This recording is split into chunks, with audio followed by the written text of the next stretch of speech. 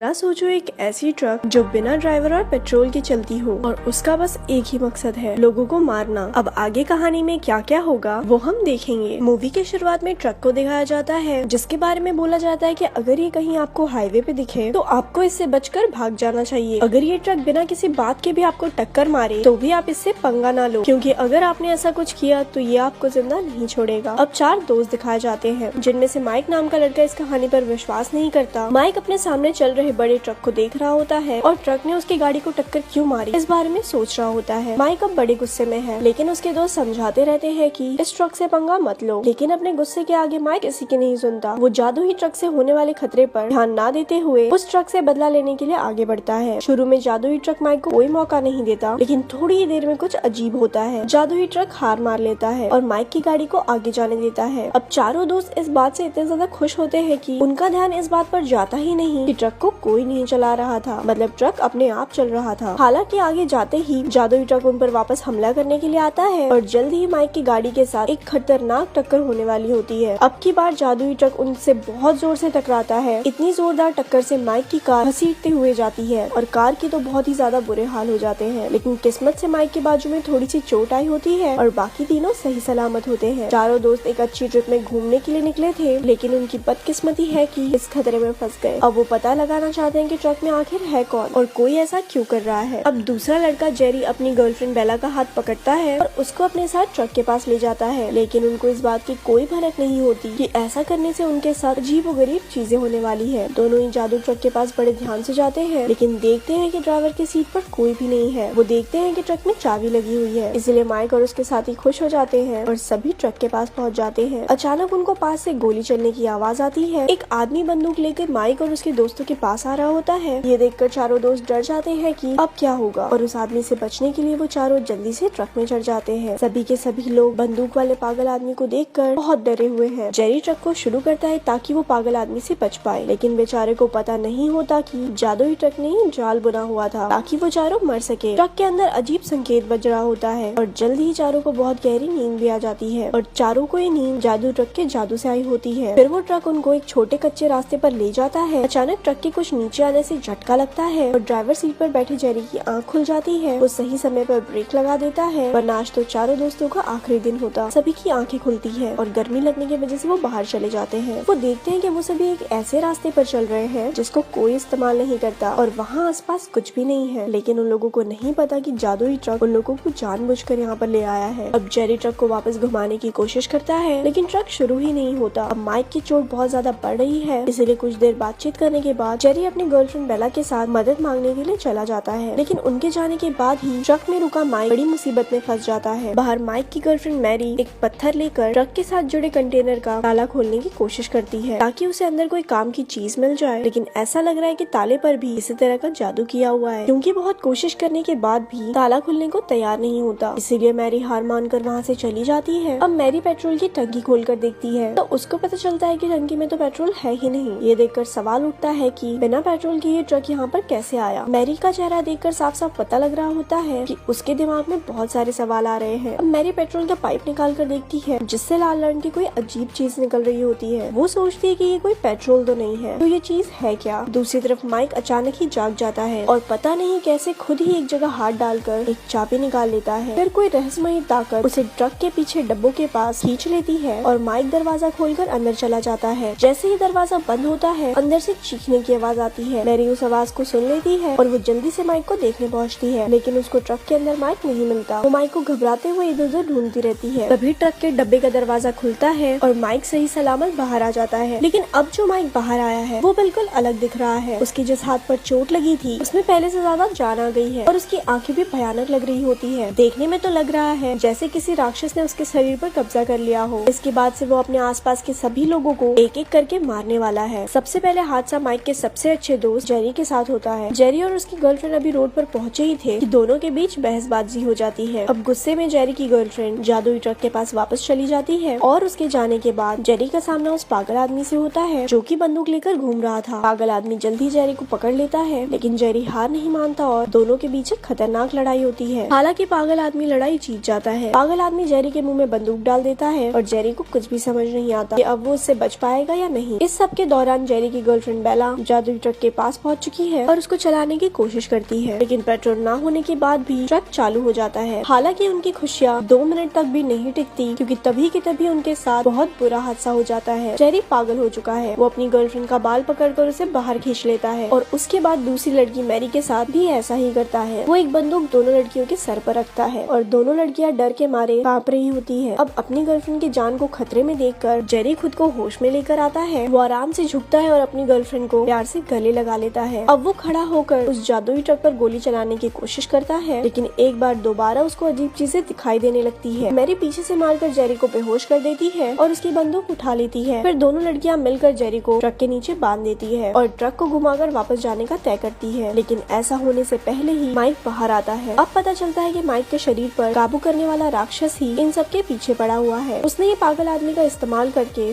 Jerry के दिमाग को काबू किया था और जेरी का इस्तेमाल करके दोनों लड़कियों को मारना चाहता था। तभी जेरी बोलता है, माइक तुमने ट्रक को नहीं चुना, बल्कि ट्रक ने तुम्हें चुना है। माइक को नहीं लगा था कि जेरी खुद के दिमाग पर काबू कर लेगा। बेचारा जेरी सोचता है कि माइक उसकी मदद करने के लिए आया हुआ है, लेकिन इसके बाद जो उसके साथ होने वाला है वो उसने कभी सपने में भी नहीं सोचा होगा। माइक इस बात का फायदा उठाता है और जेरी को मारता है। इसके बाद वो जेरी का सर पकड़कर चलते हुए टायर के नीचे कर देता है। दोनों लड़कियों को कुछ अजीब सा महसूस होता है, इसीलिए वो जल्दी से बाहर जाती है। दोनों बाहर जाकर जेरी का हाल देखकर बहुत दुखी हो जाती है, लेकिन जल्द ही अपने आप को संभालती है। वो दोबारा से जेरी की बॉडी को ट्रक के नीचे बांध देते हैं, लेकिन जब वो ट्रक से वापस आकर दिखते हैं तो जेरी की बॉडी गायब हो चुकी होती है। दोनों लड़कियां बहुत घबरा जाती है कि ये हो क्या रहा है हमारे साथ। ये सब इतना डरावना होता है कि मेरी डर की वजह से वापस ट्रक में चली जाती है। तभी वहाँ पर माइक आता है और बेला को बोलता है, क्या तुम्हें मुझ पर विश्वास है। वो बेला को अपने जाल में फंसा लेता है और ट्रक के पीछे डब्बे में लेकर जाता है। अब माइक का अगला शिकार उसकी गर्लफ्रेंड मैरी है। अब वो मैरी के सामने जाता है, जो कि ट्रक के बाहर अपनी दोस्त बेला को ढूंढने में लगी हुई है। माइक मैरी को भी अपने बातों में फंसाने की कोशिश करता है। मैरी ट्रक के अंदर जाती है और ट्रक को चालू करती है। वो सोचती है कि मैं इस जगह से थोड़ी दूर चली जाऊंगी तो शायद माइक ठीक हो जाएगा। बहुत सारी मेहनत करने के बाद, मुश्किलों के बाद मैरी रोड पर वापस पहुंच चुकी है। अब मैरी ट्रक को रोकती है ताकि वो माइक को ट्रक के डब्बे से बाहर निकाल सके, लेकिन अचानक ही उसे कुछ टपकने की आवाज आती है। वो देखती है कि लाल रंग की कोई चीज ट्रक के पेट्रोल वाले टैंक से निकल रही है और पता लगता है कि जादुई ट्रक को पेट्रोल की बजाय इंसान से चलाया जाता है। ये सब देखकर तो मैरी डर जाती है और वो मदद मांगने के लिए वापस ट्रक चलाने लग जाती है। अब माइक को दिखाया जाता है, जो कि ट्रक का स्टीयरिंग व्हील पकड़ कर बैठा हुआ है। वो बड़े खुशी से सामने जाती एक गाड़ी पर ट्रक चढ़ा देता है। मैरी को इस बात का बहुत बुरा लगता है। उसे समझ आ गया कि उनके लिए सब कुछ खत्म हो चुका है। मैरी गुस्से से भर जाती है और बेला को थप्पड़ मारकर ट्रक से बाहर फेंक देती है। ऐसा होने से माइक ट्रक को रोकता है ताकि वो अपने शिकार बेला को ट्रक में वापस ला सके। अब मैरी इस बात का फायदा उठाती है और बंदूक लेकर चुपचाप अपने बैग में डाल देती है। वो ट्रक से बाहर जाती है और भागने की तैयारी करती है और साथ ही साथ वो माइक की बात मानने का नाटक भी करती है। जब माइक बेला को ट्रक के पीछे वाले डब्बे में ले जा रहा होता है, तभी वो माइक और बेला दोनों को ही ट्रक के अंदर बंद करने का सोचती है। बदकिस्मती से उसे ऐसा करने का ज्यादा समय नहीं मिलता और माइक उसको भी अंदर लेके जाता है। फिर माइक मैरी को क्रशर मशीन में डालने ही वाला होता है, लेकिन मैरी अपना सर जोर से माइक को मारती है और मौका मिलते ही मैरी जंगल में भाग जाती है। हालांकि फिर भी माइक उसको पकड़ लेता है। अब अपनी जान पर खतरा देखकर मैरी अपने बैग से बंदूक निकालती है और माइक को गोली मार देती है। जब मैरी वापस आती है तो वो देखती है कि एक और आदमी जादुई ट्रक के जाल में फंस गया है, लेकिन मैरी उनको रोक नहीं पाती क्योंकि वो उनसे काफी दूर खड़ी है। और इसी के साथ ये मूवी यहाँ पर खत्म हो जाती है। ऐसी और